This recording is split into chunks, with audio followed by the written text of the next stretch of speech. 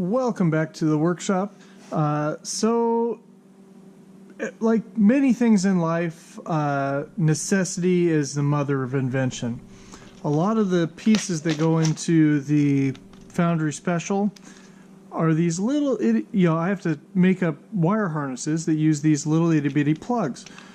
Well, I've used regular rigs like this, which are designed to clamp the pieces together, and they work, but just doesn't work as well as I'd like it to. So I set out to design a clamping system. So this was the prototype that was kind of sketched out and drawn up, and I'll show you that. But anyway, so the way it's set up, it's designed to orient the part and then clamp it down. Just has a little spring that provides the tension. Happened to be the bed springs for a printer were the perfect size for it, and it worked out really well. So I tried it with that one, and then I turned around and made a set of these where they'll actually be bolted down to a base plate. So when I'm doing assembly work, I can have just work one or the other, have them both laid out where they're easy to get to. So you just run your wires up, get them all in position, then solder them all together. And this would give me good access to them. But it only takes a little bit, just a little light pressure, and they open right up. But they're still holding close, good enough to hold everything nice and solid. So anyway, that's what the finished product looks like. Now we'll go back in time and actually show you how I designed this very first piece here. We start this one out by first defining the base dimensions. Now, with the sketch that I drew up, I kind of knew roughly what size it needed to be and how thick the walls needed to be. So I knew I wanted to do a 20 millimeter opening, and then I wanted to do is either 4 or 5 millimeter walls. I can't remember at this time. But basically, yeah, just laid out the base plate, and now laying out the two sides, just duplicating one side at a time. And now we're going to lay out the hole, which I know roughly where I want the hole to be, so I'm first defining the dimensions of it. And now with the hole defined, I'm going to raise it up here to the height that I wanted. And just for ease of eyeballing everything, I left the uprights in the same height as I wanted the center line of the hole to be. It just makes it easier to verify that I'm actually where it should be. I'm also lining up the shadow marks on the base of the build platform here to make sure that's correct. And now we're going to extend these sides up to their final height. I originally moved them up the height of the pivot point that needs to go in there, and then I realized that I needed to go up a fair bit higher, just so that way I had clearance around the pivot point, and then a little bit of overlap on the piece that's going to sit down in the middle between all of that. Up next, we're going to start modeling the moving jaw portion of this assembly. I decided to model everything together to help prevent any weird fitment issues. Anytime I'm doing a more complex assembly, I do everything together and then just basically mask the parts that I don't need, so that way I don't end up with weird fitment issues. Now that the pivot point is established, I'm going to start working on the fixed jaw portion. That looks like right where it needs to be, but we'll bring this block up, and then I can eyeball around and see where it's going to have enough clearance for everything to travel the way it's supposed to. So I'm bringing it down a little bit closer, so there's just a millimeter of clearance between the pieces. And now I'm raising it up to the finished height. One thing that you always have to consider when you're modeling a 3D part is, for 3D printing, is how is this going to be positioned on the bed and how will it print. I know that my printers can do consistently do a 45 degree overhang, and so that's why when I designed this jaw up, I was real particular about some of the dimensions to make sure that it doesn't have too extreme of an overhang. It's not as pretty as it could be, but I knew it would print consistently, so that's why I marked it off the way I did. Now that I have this fixed jaw positioned, I'm going to duplicate it and make the moving jaw. And all I did was just duplicate it, drag it over, set the gap that I want. I put a 1mm gap. And now I'm doing the layout for the extension piece that'll come down. I think I ended up just bringing this all the way down and then building up over. And one of the things that I probably could have changed with this design is actually have it tuck and underlap on the in the box section. It would have made it so there was less likely to have a pinch point. But fortunately, the tolerances are tight enough where it really doesn't matter on this.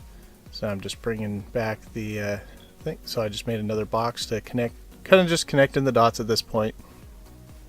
Now that I'm happy with the position on that little extension piece, I'm going to make the push point for the spring. So the spring will actually have a little pocket that's recessed into both the fixed portion and the moving portion, so that way it won't pop out in any way, shape, or form. I just did an 8mm diameter circle piece, and if you notice, I made the moving jaw hollow, so that way I could see inside of the space a lot easier to help with positioning everything.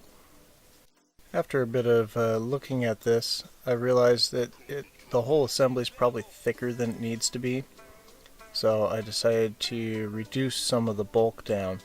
And I started with the little receiver piece because I needed it to be a minimum thickness, so that way I'd have enough support structure on the backside, and ended up taking a few millimeters out of this whole design. You know, it's no big deal to change it. It'd be a lot better if this was a parametric design where I was able to just you know, grab one line, move it, and have all the rest of the dimensions follow, which is more like a regular CAD program would have. But this one works for me as a hobbyist. I now have the moving jaw completely hollowed out, and I'm going to start laying out the pieces that need to be clamped. So I have dimensions of the end stop. I know about how wide it needs to be and how tall it needs to be. So I'm going to model that in, and I'm going to model it right up tight against the fixed jaw. So that way when the assembly is all the way clamped shut tight, it'll be perfectly flush up against the end stop. In this case, the end stop's actually asymmetrical, so I wanted the part to be oriented correctly, and I added in a little cutout for the actual ball end that the end stop has on it. I had to make a little extra vertical clearance in this cutaway, so that way then the end stop could also have could be placed in and out easily without any big fuss. So here I am just making a little cutout, and I decided I was originally going to have it punch all the way through, and then I decided just to run it short like it is there. It's still good enough to orient the part the way I want it to be for the soldering operations, because there's 3 terminals on the back side of the end stop, and the top 2 are the ones I need to get to. And here I'm just going to start fine-tuning the overhang to make sure it's not too extreme of an angle so it'll print nice. And then we will step into some of the detail work to make this thing a lot more refined and easier to grab.